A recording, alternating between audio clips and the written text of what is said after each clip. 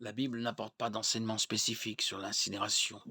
On trouve dans l'Ancien Testament quelques cas de personnes brûlées vives, 1 Roi 16-18, 2 Rois 21-6, et d'ossements humains brûlés, 2 Rois 23-16-20.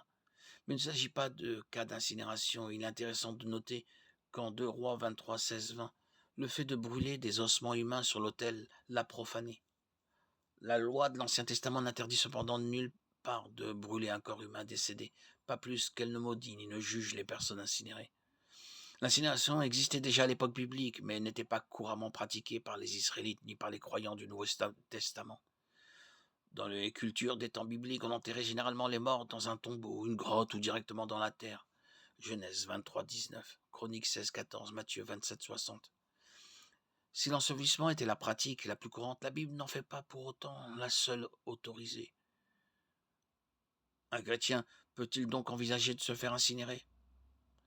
Encore une fois, rien dans les Écritures ne l'interdit explicitement. Certains croyants s'opposent à cette pratique en argumentant qu'elle ne prend pas en compte le fait qu'un jour Dieu ressuscitera nos corps et les réunira à nos âmes. 1 Corinthiens 15, 35, 58, 1 Thessaloniciens 4, 16. Le fait qu'un corps ait été incinéré n'empêche cependant pas Dieu de le ressusciter.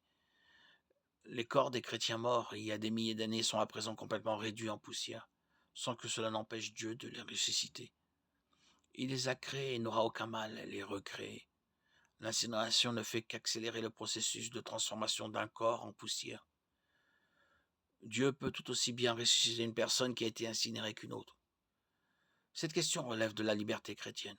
Une personne, une famille qui réfléchit devrait prier pour la sagesse, puis agir en fonction de ses convictions. Jacques 1,5.